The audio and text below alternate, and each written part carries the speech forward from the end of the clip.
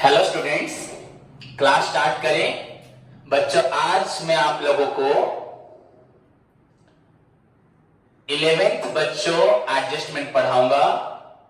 Previously आप सभी को मालूम है, मैंने आप लोगों को अभी तक outstanding expenses, prepaid expenses, accrued income, income received in advance, depreciation, closing stock, bad debts, provision for bad debts,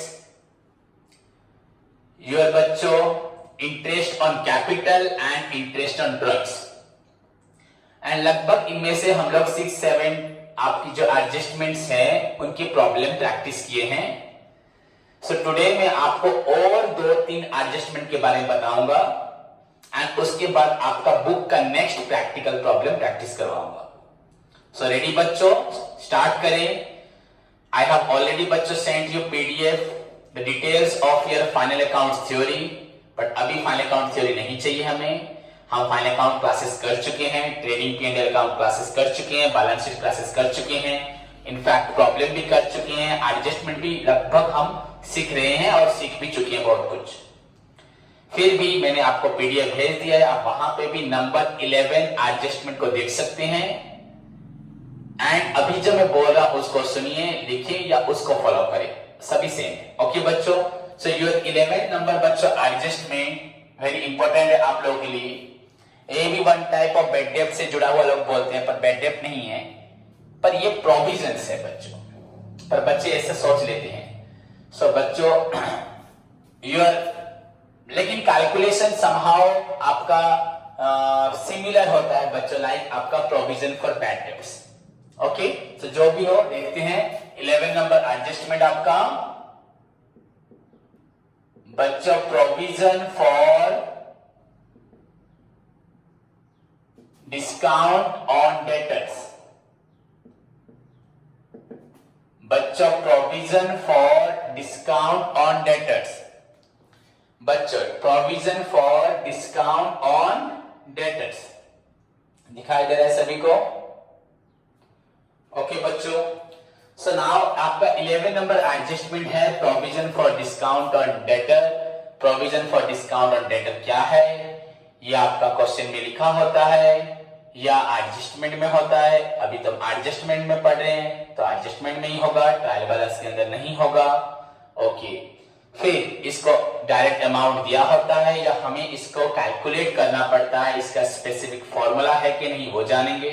and finally जो हमारा एडजस्टमेंट का बेस है बच्चों, जो आपका ट्रीटमेंट जो फाइनल अकाउंट्स के लिए बहुत जरूरी है, उसके बारे में भी पढ़ेंगे। तो फर्स्ट ऑफ ऑल बच्चों आपका प्रोविजन फॉर, जो प्रोविजन हमारा यहाँ पर मैंने आपका लिखा है, प्रोविजन फॉर बच्चों आपका डिस्काउंट ऑन डेटर, ये क्या है? सो बच्चों provision for discount on debtor क्या है? सपोज बच्चों एज यू नो हमारा अकाउंट स्टार्ट होता है बच्चों 1 अप्रैल को, फर्स्ट आपका अप्रैल को एंड 31 मार्च को एंड होता है। तो मान के चले बच्चों कि हमारा अकाउंट्स का बिगिनिंग डेट है बच्चों, बुक्स ऑफ अकाउंट मेंटेन करने का 1 अप्रैल बच्चों, and your closing date is your बच्चों 31 मार्च। इसको मान के चलते हैं, चाहे आप कुछ भी मान सकते हैं। ओके बच्चों, कंपनीज एक्ट अगर फॉलो करें तो 31 मार्च कंपलसरी है। सो हम मान के चलते हैं हमारा अकाउंट 1 अप्रैल से आपका प्रीवियस ईयर से प्रेजेंट ईयर 31 मार्च को एंड होने वाला है। सो बच्चों क्या होता है, यू नो बच्चों इस डेट पे हम लोग बैलेंस शीट बनाते हैं। सभी स्टूडेंट पूरे ध्यान से सुने, एक बार में समझ जाएंगे। ये वाला एडजस्टमेंट आप लोग समझ जाएंगे तो इसका नेक्स्ट एडजस्टमेंट भी आपको अपने आप ही आइडिया आ जाएगा और डिफिकल्टीज नहीं होगी। सो बच्चों हम बैलेंस शीट बनाते हैं। बैलेंस शीट में हम लोग अपना फिक्स्ड एसेट्स में tangible fixed assets, intangible fixed assets, non current बच्चों जो आपका इन्वेस्टमेंट्स जो होता है, एसेट्स नॉन करेंट एसेट में जो इन्वेस्टमेंट्स होता है, आपके तो सोल ट्रेड बिजनेस है तो आपको इतना ज्यादा कंपनीज की तरह बच्चों सीक्वेंस को फॉलो नहीं करना पड़ता। सो बैलेंस शीट में बच्चों हम लोग एक चीज लिखते हैं, आप सभी को मालूम है, सन्ड्री डेब्टर्स। बच्चों सन्ड्री डेब्टर्स, टोटल डेब्टर्स जो हम लिखते हैं। ओके, सभी को मालूम है। इसमें से हमने अभी तक क्या क्या पढ़ा है? अगर आपका फर्दर बैड डेट होगा तो आप इसको माइनस करते हैं। एंड अगर आपका कुछ प्रोविजन है बच्चों, अगर आपको डाउट लग रहा है कि और भी कुछ पैसा शायद नहीं मिलेगा तो आप उसको भी माइनस करते हैं एंड उसको बुलाते हैं प्रोविजन फॉर बच्चों बैड डेट्स। ये आप सभी को मालूम है बच्चों, फर्दर बैड डेट्स जो होता है उसको माइनस करते हैं। उसके अलावा अगर आपको फील होता है कि और भी कुछ डाउट है बच्चों पैसा नहीं मिलेगा तो आप उसको भी माइनस करके उसको प्रेजेंट करते हैं। सो दिस इज बच्चों आपका जो ट्रीटमेंट था, it appears on the debit side of profit and loss account, then deducts from the debtors on asset side of balance sheet. It also appears on the बच्चों debit side of P&L account, ये भी add होगा आपका bad debt से, further bad debt add होगा, further bad debt के साथ ये भी ऐड करोगे। देन बच्चों सब्सिक्वेंटली इसको भी आप बैलेंस शीट में डेब्टर से माइनस करेंगे। सो डेब्टर जो सटी डेब्टर हम बोल रहे हैं, सटी डेब्टर, तो वो इंडिकेट फाइनली करेगा कि कितना पैसा हमें अपने उधार दिए गए इंसानों से, ग्राहकों से हमें लेना है, कितने कस्टमर को हमने उधार में बेचा उनसे पैसा मिलेगा। फाइनली डेब्टर से इनको माइनस करने के बाद जो रहता है दैट विल बच्चों रिप्रेजेंट्स बच्चों that represents your the actual amount बच्चों, आपको जो पैसा मिलना है डेब्टर से। क्लियर? अब ये एक पॉइंट है बच्चों, provision for discount on debtor. मैंने यहां डेट भी लिखा, डेब्टर के बारे में बता रहा हूं क्योंकि ये डेब्टर से रिलेटेड है। थोड़ा सा ध्यान से सुने, मैंने पास्ट क्लास के बारे में डिस्कस किया, प्रीवियस क्लास को बताया फिर यहां पे आ रहा हूं। बच्चों कभी कभी क्या होता है, हमारा अकाउंटिंग क्या है, हमारा अकाउंटिंग बच्चों अगर हम बोला जाए, अकाउंटिंग हमेशा हमें ट्रू प्रॉफिट निकालने में हेल्प करता है।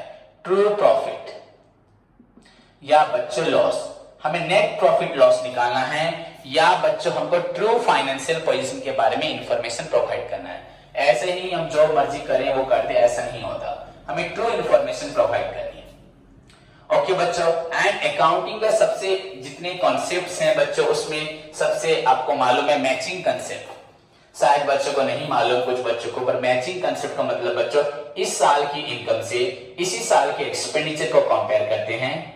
एंड अगर इनकम्स आपकी ज्यादा हुई तो आपका हुआ प्रॉफिट, एंड अगर आपकी एक्सपेंसेस ज्यादा हुए तो आपका हुआ लॉस। सो बच्चों appropriate matching of association of बच्चों related revenue and expenses of the same year. बच्चों एक ही साल की इनकम को उसी साल की एक्सपेंसेस के साथ कंपेयर करने के बाद हमें ट्रू प्रॉफिट के बारे में इंफॉर्मेशन मिलती है। ऐसा नहीं होता इस साल की इनकम से हम लास्ट ईयर की एक्सपेंसेस को माइनस करेंगे या कमिंग ईयर के बच्चों एडवांस एक्सपेंसेस को माइनस करेंगे, वो नहीं हो सकता। आपको मालूम है प्रीपेड अगर होता है तो उसको माइनस कर देते हैं, क्योंकि प्रीपेड बच्चों अगर हम 2020 का अकाउंट बना रहे हैं, 1920 का बना रहे हैं, सपोज ये 19 से 20 मार्च तक है, एंड आपने 20 मार्च के बाद का पेमेंट दिया है, अप्रैल मई जून जुलाई का पेमेंट दिया है, तो बच्चों वो 2021 का खर्च है, उसको हमने अगर सपोज 1920 में भी पेमेंट कर दिया इस पीरियड में, सपोज ये आपका 2019 है एंड ये आपका 2020 है, अगर ड्यूरिंग दिस पीरियड में आपने 2020-21 का कोई खर्च दे दिया है तो भी बच्चों वो खर्च आपका होगा 2020-21 का, उसी की इनकम से एग्जैक्टली माइनस होगा। यहाँ पे वो एसेट्स के रूप में आ सकता है एंड यहाँ के एक्सपेंसेस से आपको उसको माइनस करना है, एंड एसेट से बच्चों आपको वही आपका करेंट एसेट में आपको प्रीपेड एक्सपेंसेस लिखना होगा। बिकॉज बच्चों योर अकाउंटिंग का फंडामेंटली यही है, बेसिक यही है कि आपको उसी साल की इनकम के साथ उसी साल का एक्सपेंसेस माइनस करना होता है। बच्चों में एक्स्ट्रा बोल दे रहा हूं पर ये सभी जरूरत है, बहुत ही ज्यादा जरूरत है। अगर आपको अकाउंटेंट बनना है, पूरा कंप्लीट अकाउंटिंग नॉलेज चाहिए आपको, अगर अपने नस नस में अपने दिमाग जहन में पूरे अकाउंट्स के बेस को घुसाना है तो आपको मेरी सारी बातें बिल्कुल ध्यान से अटेंशन के साथ सुनना चाहिए। सो बच्चों हमारा सपोज बैलेंस शीट जब बना रही है हम एसेट्स, ऐसे तो बैलेंस शीट एक दिन में बनता नहीं, आपको मैंने बताया, बट यूजुअली हम रिवील करते हैं बच्चों कि 31 मार्च को हमारी एसेट्स एंड लायबिलिटीज की पोजीशन क्या थी थ्रू बच्चों बैलेंस शीट। सो यहाँ पे बैलेंस शीट में डेब्टर है। बच्चों बिजनेस क्या करता है, बहुत सारे से बहुत बच्चों मैनेजमेंट पॉइंट हैं, कैसे कस्टमर को हम अट्रैक्ट करें, कस्टमर को भी ज्यादा से ज्यादा हम लोग ऑफर्स दें, मार्केटिंग बच्चों सब कुछ पढ़े हैं। तो वैसे क्या होता है बच्चों, सपोज 31 मार्च या उससे पहले हम किसी ग्राहक को ऑफर देते हैं, ऐसा ऑफर, ऐसा तो नहीं है ना हम 31 मार्च को अकाउंट क्लोज करेंगे मतलब कि सारे ग्राहक लाके हमें पेमेंट दे देंगे, ऐसा तो नहीं है। तुम्हारा अकाउंट क्लोज करना वो तुम्हारा मैटर है, पेमेंट लेना देना, परचेज सेल करना, कहां पे कुछ खर्च करना ना करना, वो डिफरेंट पार्ट है। हुआ, अगर इस साल का खर्च है, अगर आपने नहीं किया तो वो आउटस्टैंडिंग हो जाएगा, एंड अगर इस साल का खर्च नहीं है फिर भी आपने दे दिया है तो वो होते हुए भी आपका कंसीडर नहीं किया जाएगा। मैं आपको जिस तरह पढ़ा रहा हूं, आपको अगर आप अगर ध्यान नहीं दोगे तो मेरी पढ़ाई का कोई फायदा नहीं होगा। इनफैक्ट बच्चों, आपने पेमेंट किया है पर वो पेमेंट इस साल के लिए नहीं है, आपका दिस अकाउंटिंग पीरियड का खर्च नहीं है, तो पेमेंट करते हुए भी उस खर्च को कंसीडर नहीं किया जाएगा। अगर वो दे दिया है तो भी आपका वो एसेट्स में चला जाएगा, एंड इस साल का खर्च अगर आपने नहीं दिया तो वो कंसीडर किया जाएगा। बच्चों, आपको मालूम है एक्चुअल कंसेप्ट। सो ड्यूरिंग बच्चों आपका इस पीरियड में अगर सपोज हमने एंड मंथ में फरवरी मार्च में मैंने किसी डेप्टर्स को ऐसे ऑफर दिए, और कोई भी डेप्टर उधार दिया हो पैसा, सपोज हमने मार्च में उधार दिया है 2 महीने के लिए, हम उन लोगों से इंटरेस्ट भी लेते हैं, जो भी लेते हैं, अगर इंटरेस्ट नहीं लेते वो हमारे पे डिपेंड करता है। पर हम अपने डेप्टर्स को अट्रैक्ट करने के लिए या उनसे पैसा जल्दी से बच्चों पाने के लिए हम समटाइम्स उनको ऑफर देते हैं।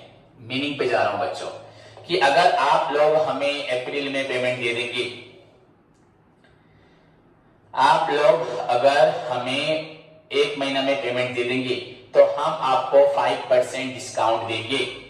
तो ये ऑफर इसलिए दिया कि डेप्टर्स मेरे पैसे को अपने पास ब्लॉक करके ना रखें, उल्टा मेरा पैसा वहां ना रहे, उल्टा वो लोग लास्ट में दे ना दे, जो भी हो, या मुझे तुरंत पैसा पाने का भी इच्छा है, डिस्काउंट दूं, तो मेरा कुछ लॉस जरूर होगा पर मुझे पैसा जल्दी मिल जाएगा, प्रॉम्प्ट पेमेंट मिलने का चांस थोड़ा बढ़ जाएगा, जल्दी मिल जाएगा। तो समटाइम्स बच्चों क्रेडिटर क्या करता है, it is not the bad डेप्ट बच्चों, समटाइम्स क्रेडिटर क्या करता है, डेप्टर्स को एक थोड़ा सा ऑफर देता है, छोटा सा ऑफर या लालच देता है, अगर आप लोग आपका 1 लाख रुपए अगर इस डेट से पहले दे देते हैं तो मैं आपको 1 लाख के ऊपर 5% 5,000 रुपए का डिस्काउंट दूंगा। तो बच्चों सोच लो कौन डिस्काउंट नहीं पाना चाहेगा, जरूर पाना जाएगा।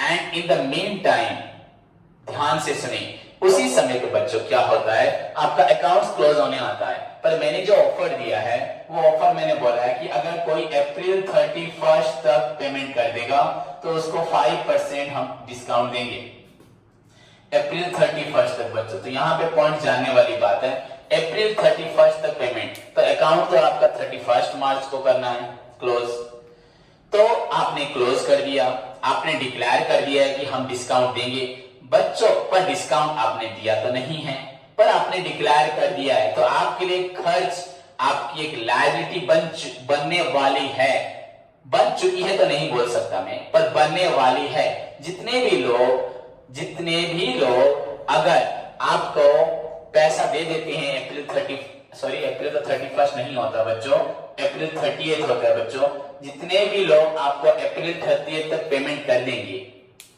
आपको उन सभी को डिस्काउंट देना पड़ेगा, क्योंकि आपने ऑलरेडी सभी को ये प्रॉमिस दे दिया है। सो अगर वो लोग पेमेंट कर देते हैं तो आपको पैसा देना पड़ेगा, मतलब आप 31 मार्च को अकाउंट्स बना रहे हैं। मेरी बात को ध्यान से सुने बच्चों, होप समझ में आएगा सभी को, ऐसा कोई चीज नहीं है जो मैं छोड़ता हूं, आप सभी को मालूम है। फिर भी अगर किसी को डाउट रहा तो इस क्लास को एक बार दोबारा देखिए या मुझे पर्सनली कॉल करके पूछिए, ओके बच्चों, या मेरे से विजिट करें मेरे पास आके। बच्चों ये आपका एक्सपेंसेस साइड है, P&L account, trading P&L account के बारे में बता रहा हूं, बैलेंस शीट नहीं, ये आपका इनकम साइड है। बच्चों हमने जितने इनकम के यहां लिख दिए, हमने जो एक्सपेंसेस के यहां लिख दिए, एंड हमने प्रॉफिट निकाल लिया, हमारा प्रॉफिट निकल चुका है, प्रॉफिट हमारा निकल चुका है, ओके। पर हमने इन द मेन टाइम बच्चों 31 मार्च तक हमने लोगों को ऑफर दे दिया कि जो लोग अप्रैल में पेमेंट देंगे हम उनको डिस्काउंट देंगे। तो हमारा यहाँ प्रॉफिट निकल चुका है बच्चों, हमने डिक्लेयर आज ही कर दिया है। एंड अगर वो लोग पेमेंट कर देते हैं तो हमें डिस्काउंट देना पड़ेगा। तो वो डिस्काउंट आज से हम देने के लायबल हो चुके हैं बच्चों, हमारा ऑब्लिगेशन हो चुका है। तो हमारा अगर हम उनको डिस्काउंट देते हैं बच्चों, तो पहली बात तो सोच लो, अगर हम उनको डिस्काउंट देते हैं तो इसी ईयर की इनकम से दे रहे हैं। तो हमारा यहां पे सोच लो बच्चों, जैसे आपने सेल किया है, डिस्काउंट तुरंत दे रहे हैं तो डिस्काउंट माइनस होता है, डेबिट में लिखते हैं। वैसे ही बच्चों अगर उनको हम डिस्काउंट दे रहे हैं तो डिस्काउंट यहां आना चाहिए था, पर हमने प्रॉमिस कर दिया है पर दिया नहीं है। वो लोग अगर पेमेंट कर देते हमें देना पड़ेगा। अगर हमें देना पड़ा तो हमने यहाँ पे जो प्रॉफिट दिखाया था वो प्रॉफिट गलत हो जाएगा, वो प्रॉफिट को कम होना पड़ेगा, पर हमने ज्यादा दिखा दिया है। क्लियर बच्चों? सेकेंड थिंग क्या है आपकी? सेकेंड थिंग क्या है बच्चों? हमने जो यहाँ पे डेप्टर्स अगर लिखा है 1 लाख रुपए का, अगर वही डेप्टर पैसा देता है, डिस्काउंट भी अवेल करता है, तो वो डेप्टर बच्चों आपका 1 लाख रुपए नहीं रहेगा, आपका डेप्टर भी 95,000 रहेगा। अगर वही डेटर आपको पेमेंट कर देता है तो आपका एसेट जो आप सोच रहे हो कि हमें उस इंसान से 1 लाख रुपीस मिलेगा, हमें 1 लाख नहीं मिलेगा, उससे हमें 95,000 मिलेगा। सो हमारा बैलेंस शीट में जो फाइनेंशियल पोजीशन दिखा रहा है कि हमें उस इंसान से 1 लाख रुपए मिलेगा, 1 लाख रुपए नहीं मिलेगा, 95,000 मिलेगा। एंड ये गलत हो रहा है आपका, एंड क्योंकि हमने प्रॉमिस कर दिया है एंड वो पेमेंट दे रहा है। सोचो, नहीं देगा तो अलग बात है, हम नेक्स्ट ईयर उसको ऐड कर रहे हैं, जैसे हमने प्रोविजन फॉर बैड डेब्ट किया था, डाउटफुल डेब्ट किया था। एंड यहां पे भी बच्चों अगर हम जो प्रॉफिट दिखा रहे हैं, ज्यादा प्रॉफिट, इनकम टैक्स उस प्रॉफिट भी दे रहे हैं, एंड सब्सिक्वेंटली अगर वो हमें पेमेंट दे देता है तो हमारा अकाउंट्स तो गलत यही के, वो तो अलग बात है, हमारा लॉस भी हो रहा है। प्रैक्टिकली इन रियल सेंस में हमारा अकाउंट्स गलत तो हो ही रहा है, हमारा यहाँ फाइनेंशियली भी लॉस हो रहा है, एसेट्स गलत दिखा रहा है, प्रॉफिट गलत दिखा रहा है, टोटल अकाउंटिंग वर्क गलत हो रहा है। सो बच्चों आपको समझ में आया? समटाइम द क्रेडिटर, कितनी टाइम मैंने लिया आपको? समटाइम क्रेडिटर्स बच्चों gives an offer, creditors give an offer to the बच्चों, एक creditor gives an offer to बच्चों his debtor, ये डेप्टर्स बच्चों, if they clear their due amount before a certain date, वो उनको they will provide him बच्चों a certain rate of discount, वो उनको डिस्काउंट देंगे on their due amount पे। समटाइम क्रेडिटर डेप्टर्स को बोलता है अगर आप अपना पेमेंट एक निर्धारित समय से पहले दे देंगे तो मैं आपको एक डिस्काउंट दूंगा। ठीक है, डिस्काउंट हम देंगे, वो पेमेंट दिए तो हमें डिस्काउंट देना पड़ेगा, पर उस डिस्काउंट को हमने जो वादा कर दिया हम जब देंगे तो हमारे इस साल का प्रॉफिट गलत हो जाएगा, इस साल का फाइनेंशियल पोजीशन भी गलत हो जाएगा। पूरे अच्छे से मेरी क्लास को, मेरी बातों को सुने बच्चों। सो बच्चों उसने जब डिक्लेयर कर दिया है, in order to meet that expenses, उस एक्सपेंसेस को मीट करने के लिए, क्योंकि इन पेमेंट वो दे देते हैं तो उनको हमें देना ही पड़ेगा discount. So in order to meet that expenses, जो कि अभी हमने नहीं किया पर हम देने वाले हैं, we are required to set a provision, we are required to create a provision that is known as बच्चों provision for discount on debtors। I don't think बच्चों ये बहुत बड़ी चीज है, पर इसको समझना जानना ये बहुत बड़ी बात है। सिर्फ एडजस्टमेंट एज तुम्हारे टेक्स्ट बुक में, तुम्हारे नोट्स में है, उसको रट के, ट्रीटमेंट को समझ के, उसको फॉर्मूला में अप्लाई करके आंसर निकालना इज नॉट द बच्चों राइट वे ऑफ लर्निंग। सो आपको यहां समझ में एक्चुअली आपका डेप्टर क्या है, सॉरी डिस्काउंट ऑन डेप्टर क्या है बच्चों, एंड अगर हम उसको वादा करते हैं so we will require to set a provision, create a provision to meet that particular discount that हमने बच्चों आज प्रॉमिस किया है टू गिव देम बच्चों, if they make the payment, clear their dues amount before a certain date. So in order to meet the expenses of discount, we are required to set or create a provision that is known as provision for discount on debtor। And बच्चों आपको समझ में आ गया सब चीज, तो इसका treatment बच्चों it will be shown on बच्चों, it appears on the your debit side of आपके प्रॉफिट लॉस अकाउंट में डेबिट साइड में आएगा, बिकॉज इसको लिखने से हमारा प्रॉफिट कम होगा, जो एक्यूरेट होने वाला वही होगा। ओके बच्चों, एंड इट अगेन बच्चों क्या होता है आपका सब्सिक्वेंटली ये आपका डेप्टर से माइनस होगा, तो डेप्टर से आपका फर्दर बैड डेट माइनस हो चुका है जो पैसा नहीं देंगे। पहले तो बैड डेट हो चुका होगा माइनस हुआ, तो फर्दर बैड डेट जो एडजस्टमेंट में माइनस हुआ, प्रोविजन फॉर बैड डेट या डाउटफुल डेट से माइनस हुआ।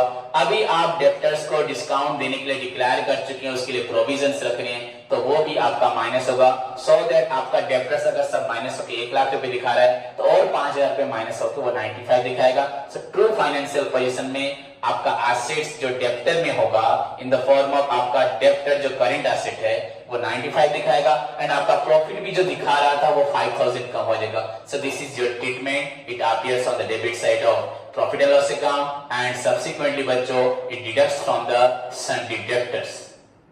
बट आफ्टर बच्चों further debit debt and provision for doubtful debt, पहले फर्दर बैड डेट माइनस होगा, उसके बाद प्रोविजंस माइनस होगा, उसके बाद बच्चों जितने डेप्टर्स बचे हैं दोज हु आर ऑलरेडी बच्चों पैसा नहीं देंगे, दोज हु आर ऑलरेडी बच्चों इंसॉल्वेंट, दोज हु जिन लोगों से मेरा बैड डेट हो चुका है, जिनके लिए मैं डाउट्स कर चुका हूं, उनके बाद जो बचे हैं that offer जिसमें मैंने बोला if the payment is made before a certain period I will provide them 5% discount, that 5% discount offer is only for those बच्चों those who are बच्चों अभी available हैं, that is the total debtor minus बच्चों आपका further bad debt given in the adjustment and your provision for doubtful debt जहां से आपको पैसा ना मिलने का चांस है, उनको माइनस करने के बाद अभी हमने देखा इतने बैड डेट्स हुए, इतने डाउट हैं, तो रिमेनिंग बैड डेप्टर हमारा पैसा ना डुबाएं, सो दैट्स व्हाई हमने उनको एक ऑफर दिया उनसे पैसा लेने का। सो दिस आपका discount will calculate on your amount of debtors available after deducting your further bad debt and provision for doubtful date. Clear बच्चों, this provision for discount, this discount will calculate the percentage of 5% जो आपका लिखा है, it will be calculated only after deducting the debtors से बच्चों further bad debt and जितने भी provisions minus करने के बाद अगर debtors बचते हैं तो उनको डिस्काउंट दिया जाता है। so this इसका फॉर्मूला भी बच्चों आपका वही होगा, good debtors into R by 100। बच्चों इसका फॉर्मूला भी वही होगा आपका बच्चों good debtors into R by 100। R means rate of आपका जो अपने डिस्काउंट, यहाँ पे रेट ऑफ रिटर्न नहीं होता, आपका रेट ऑफ डिस्काउंट बच्चों आपने जो डिस्काउंट उन लोगों को ऑफर किया था। So good debtors into discount rate of discount bye 100। But difference यहाँ है हाउ टू कैलकुलेट बच्चों हियर गुड डेटर्स, आपको कैसे निकालना है, यहां पे आपका गुड डेटर बच्चों कैसे निकलेगा,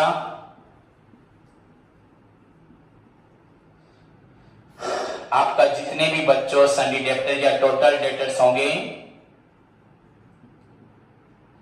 उनमें से आपको पहले फर्दर बैड डेट जो हमने एडजस्ट नहीं किया था बैड डेट हो गए उनको माइनस करना है। उसके बाद अगर आप लोगों से कोई चांस है पैसा डूबने का तो प्रोविजन फॉर डीडी उसको माइनस करना है, एंड उसके बाद अगर आप डिस्काउंट करते हैं तो उसको भी माइनस करना, प्रोविजन फॉर आपका डिस्काउंट ऑन सॉरी गलत किया मैंने, जल्दबाजी में लिख दिया बच्चों।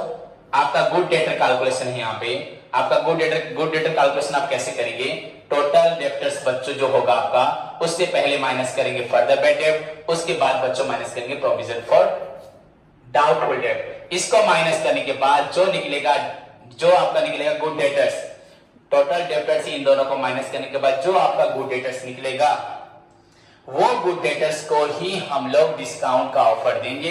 सो that discount will calculate on good debtors, but here the calculation of good debtor is somehow different for the बच्चों calculation of good debtor during बच्चों your provision for doubtful debt. तब तक बस बैड डेट हुआ था, अब bad debt and further bad debt and बच्चों आपका प्रोविजन दोनों हो चुका है, उसके बाद जो आपका रिमेनिंग डेटर्स बचेंगे उनको आप लोग डिस्काउंट देंगे। सो दिस इज योर बच्चों आपका fundamental of provision for discount on debtors.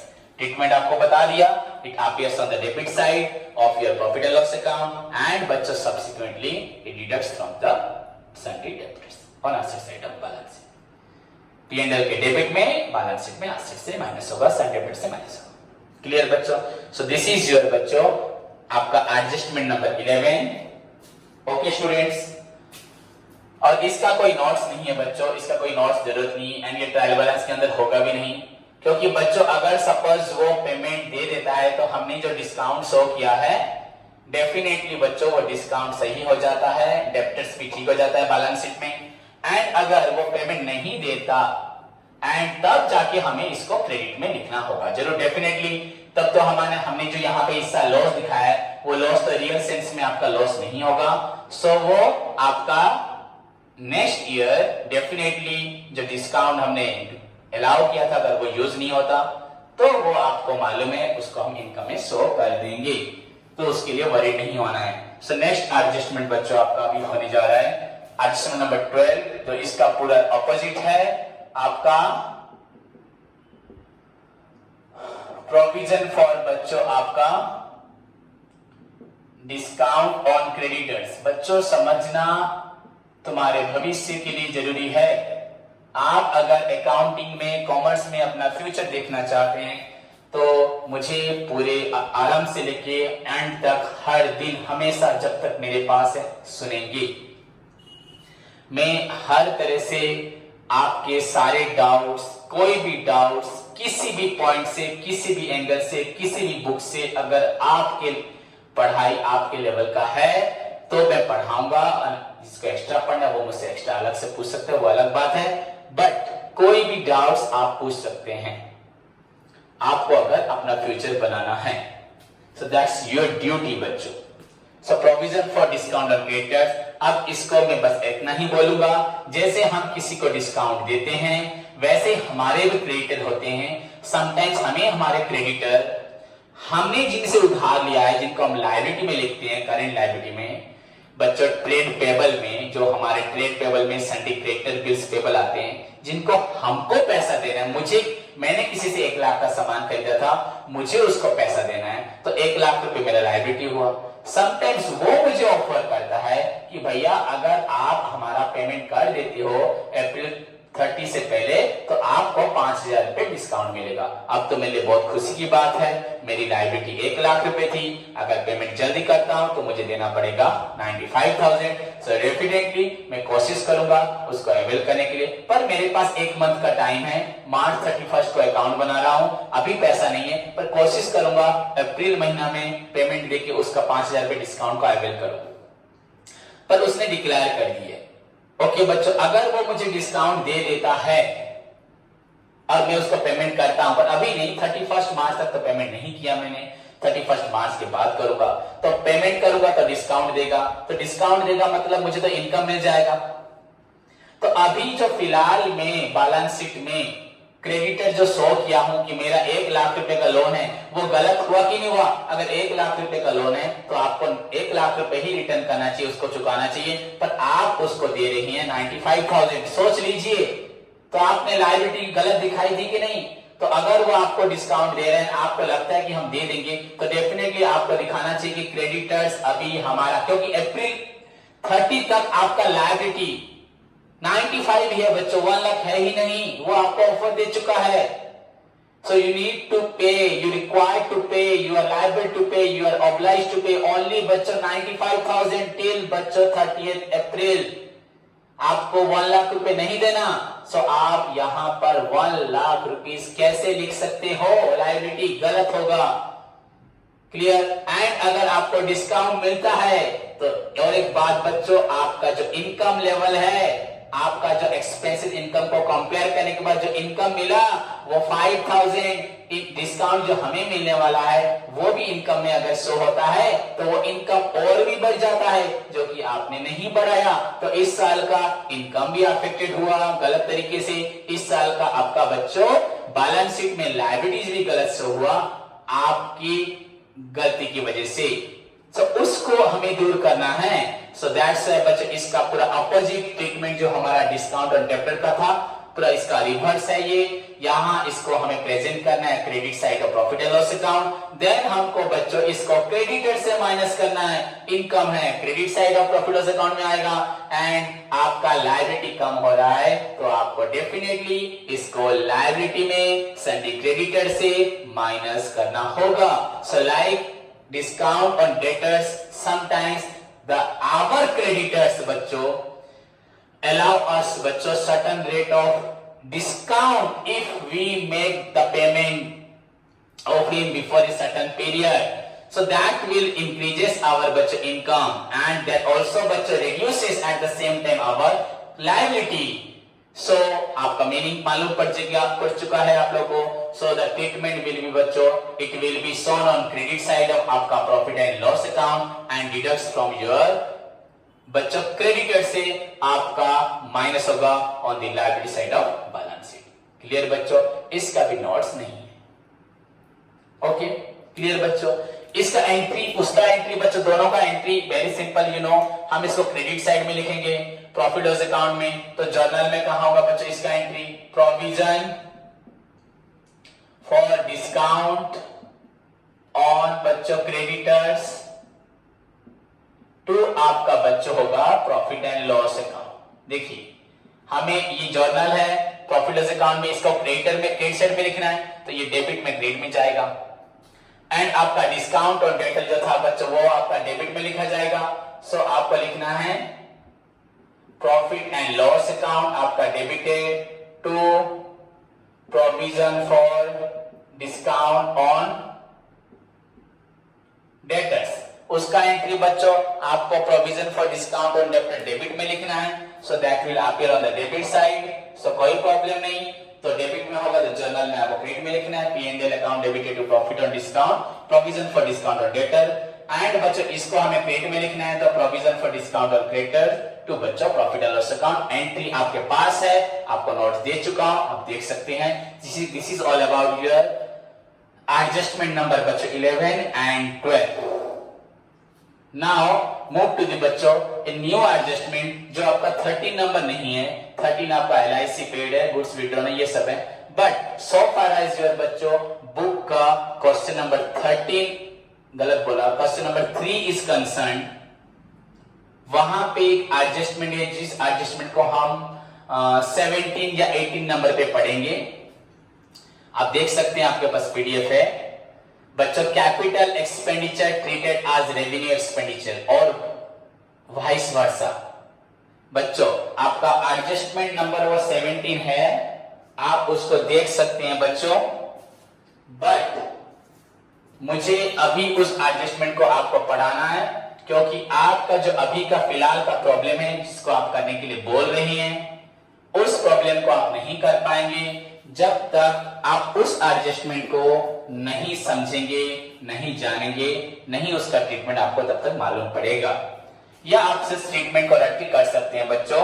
सो मैं उसको क्लियर कर देता हूं आपके दिमाग से पूरी तरह से. आपका जो डाउट है वो आपका डाउट क्लियर हो जाएगा. सो बच्चों that is your capital expenditure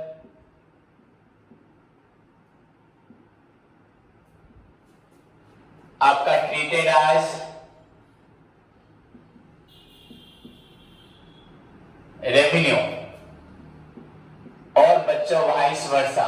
vice versa का मतलब है बच्चों उसका opposite. That means capital expenditure आपका रेवेन्यू हो गया है या रेवेन्यू एक्सपेंडिचर कैपिटल हो गया है. वेरी सिंपल है बच्चों.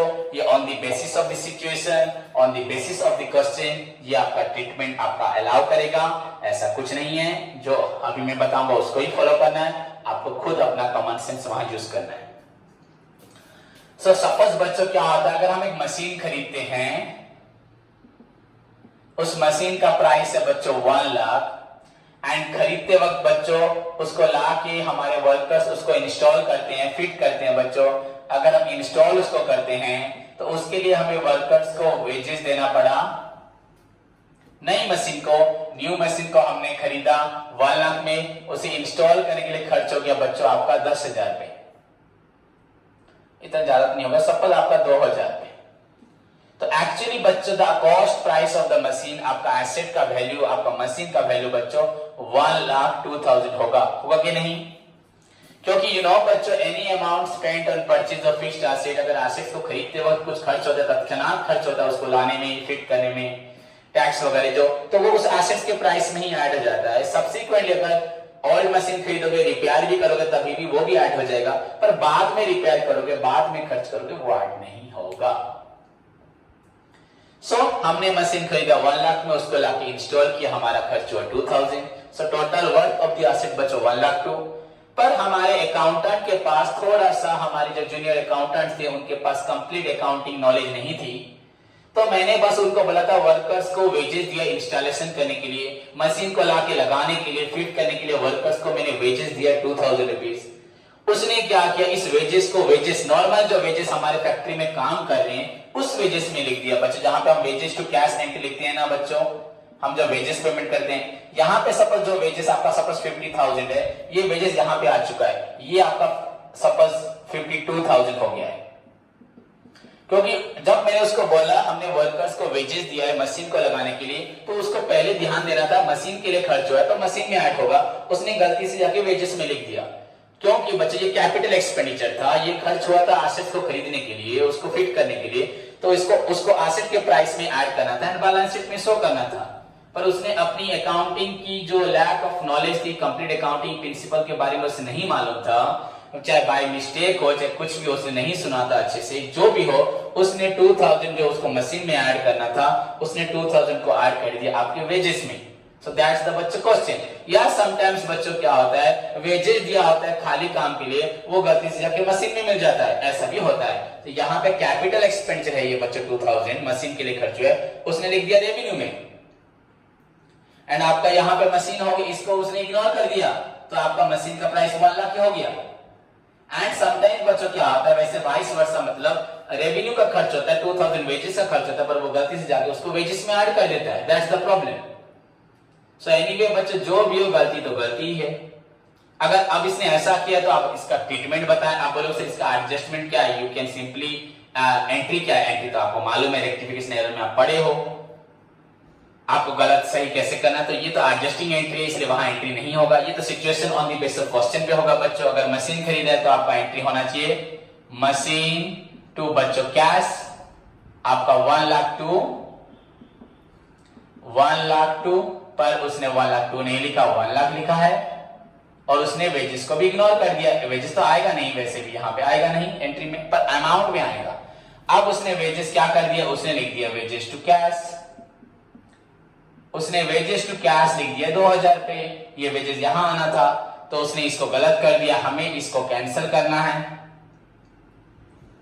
एंड इसकी जगह मशीन को और 2000 बढ़ाना है।